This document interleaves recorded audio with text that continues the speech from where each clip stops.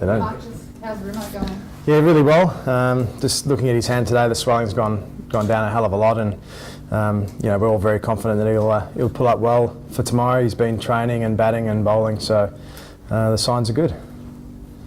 Not restricted in any way. Bowling's not going to be a problem. No, not at all. Look, we won't be going into a game like this unless he's 100% committed and I guess fit to play. And he's certainly feeling that way at the moment. And all he has to do is tell me tomorrow that he's ready to go, and I expect him to give as much as he's done throughout the whole campaign.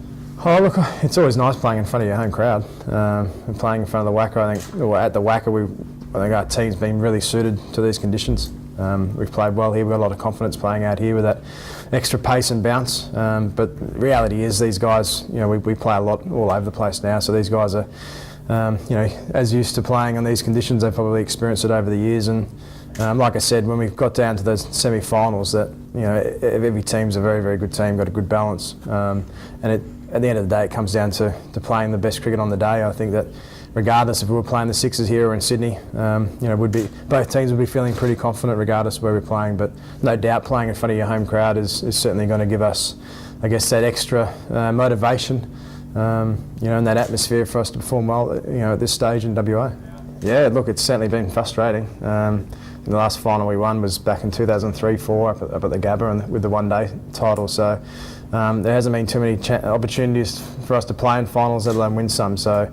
Certainly the guys that have been involved in that era of cricket are certainly motivated tomorrow to do well for WA cricket. Even though this isn't under the Warriors brand, it's certainly, we're representing WA cricket in Perth. So to have some success and to win a title will certainly make a lot of the players very proud, but also reward, I guess, the faith and the support that we've had from the WA cricket public. Did you hear the talk at the start of the campaign that you were Dad's army and you're too old? Etc. etc. Yeah, absolutely. Well, we have got some old boys in our team. There's no doubt about it. But look, putting our squad together, we felt that playing under intense pressure, experience normally comes out on top, and I guess that's what we looked at building our squad. We got a bit of criticism for that at the start, but what we've been winning a couple of games, playing some good cricket. The guys have played well under pressure. I thought, there's been a couple of games we've been tested and really come through, and there's no doubt that experience has certainly helped along the way. The leadership through that experience, with your Kadichs and your Collingwoods and Gibbs and these kind of guys, have played a lot of cricket, so they have a very calming influence, which is pretty important under the pressure of 2020 cricket. So, look, it's pleasing that it's worked out well. I'm sure if we we're down the bottom two, we'd probably get criticised even more. But that's the beauty of this game. We've seen Brad Hogg at 40, 41 years old, arguably one of the better players in this competition. So I think that's the beauty of the T20 competition, and we've seen some great performances even from Stuart MacGill, who's been out of the game for a number of years as well. So it's great for the game that these guys can come back and have such an impact. It's quite a contrast with the Sixers. You've got Steve, who's quite a young captain. Is that sort of maybe an area that you might look to exploit, or is it an area that you could exploit? What, Smithy's captaincy? Well, is it experience, I suppose? Oh, look, I think Smithy's played a bit of cricket now. He's played enough international cricket. He's learning without a doubt every game he plays, as I do, regardless of how many games you captain. Every game you play, you learn. And I think that's the quality of both teams, is they've got a lot of experience and a lot of guys to rub off. I know that I'm certainly not out there alone. I use Simon and Collie and Gibbs a hell of a lot out there, and I'm sure with the experience that Smithy's got on his side, that he uses them as well. So both teams have got some really good experience, some great young guys, and I'm sure as captain, certainly myself and probably Smithy, it's very enjoyable to captain those sides when you've got a bit of help around you. Questions for Steve? Yeah, how you doing, Steve, heading into the match to the final? Yeah, we're feeling good. We've won a few games on the trot now, and we've got a bit of momentum coming into this game. But it's obviously the two Perth have been the informed team of the competition, so it's going to be a good challenge coming out here on the WACA on a different sort of wicket that we're used to in Sydney, and performing out there. How do you think your guys will handle conditions? Some haven't seen a lot of the WACA.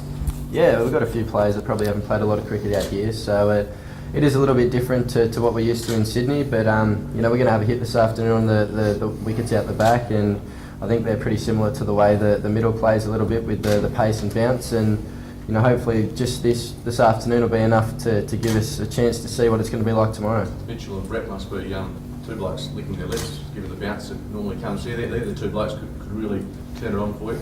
Yeah, absolutely. Both of them, when they've played their parts in this tournament, they've done a very good job. It's great to see Mitch back swinging the ball. It's a valuable asset to us and to him going forward. He's bowling really well at the moment, and obviously the experience that Brett brings to the side. He's played a lot of cricket and knows what he's doing, and he's performed very well throughout this tournament. Are you worried about the heat at all, Steve? Like, we saw the Stars fall away a little bit towards the end of the match last weekend. Obviously, it's pretty hot out here at the moment, but we've played a lot of cricket. We've played a lot of cricket overseas in India and those sort of places, so it's probably nothing compared to what it is over there. And tomorrow night it's just going to be about coming out here and doing the best we can, and then I don't think the heat's going to play much of an impact. Do you take much confidence from having beaten these guys last time you played them? Yeah, obviously it's nice to, I guess, like I said before, have some momentum coming through winning our last couple of games. It's obviously completely different conditions out here, but we're both up for the challenge tomorrow, and obviously the best team on the night's going to win the game. The form of Herschel Gibbs and Marcus North, do you see that as a crucial area? You've got to break that opening partnership and get into that middle order? Yeah, obviously the boys are playing very good cricket at the moment. They're striking the ball better than anyone in this competition. So for us it's about, I guess, putting pressure on early on and hopefully taking a few early wickets and getting stuck into that middle order. I guess that's how you sort of approach every game in this format, and we're going to be no different to the way we've played every other game. Given their middle order hasn't had too much of a go, obviously the openers have done most of the work. Do you see that as an area where they might be vulnerable if you do get the early breakthroughs? Possibly. Look, the game's so short, anyone can have their day out. So, it's just about us just coming out there and doing the best we can and taking some early wickets and hopefully making some inroads and putting a bit of pressure on. Marcus, have you enjoyed how much have you enjoyed your role at the top of the order?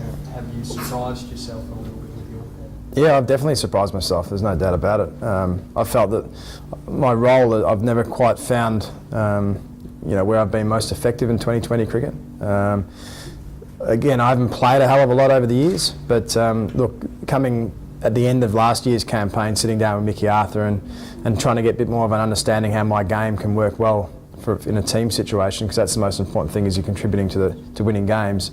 We felt that opening their batting was probably key, where I could play some normal cricket shots with the field up and kind of get some momentum that way with my batting. And I found that, well, certainly batting with Hirsch has certainly helped, taking a bit of pressure off me when he's going at the rate he's going.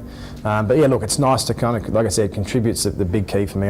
The last thing I want to be doing is playing in any side, any format, not contributing to winning games. So it's nice that I've kind of found an area at the top of the order that's suited to my game, and lucky I've got a bit of form throughout the last couple of weeks. What have you enjoyed most about batting with Herschel, and what you noticed most about his batting out there? How easy he makes it look.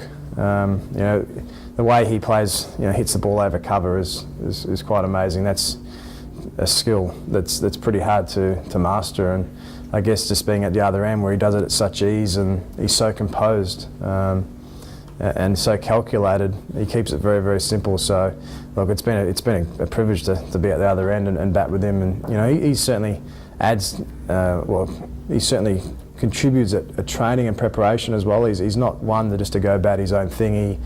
He tries his best to pass his knowledge on to the other guys as well. So, as an overseas, he's been outstanding on the field, but also helping the development of us as a team off the field as well. So, he's been a fantastic pickup for us. Will you tinker with your batting order at all from last weekend, Marcus? We saw Collingwood bat at 3.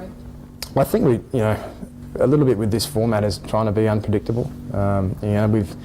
We're fortunate that we've got a lot of options. We've got Luke Ronke, who could pop up anywhere. Kadich could come up the top, and Collie did it last week at 3. So I guess it all comes down to how we start, how we feel that our guys can be best suited to getting their strengths out in that 20 overs. So I'm not going to certainly tell you our batting order in front of Smithy today, but hopefully we've got a few options that's going to be suited to the game against the Sixers.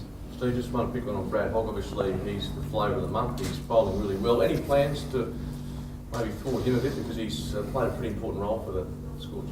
Yeah, he has. Obviously, he's come come back into cricket again, and he's been a huge success for the Scorchers, taking lots of wickets at a good economy rate. For us, I think it's about just playing him smart. Obviously, we've got a few players that haven't played him a bit before, so it's he's got quite a good wrong and that sort of thing. So it's about playing him smart and just taking the right risks at the right times, I think.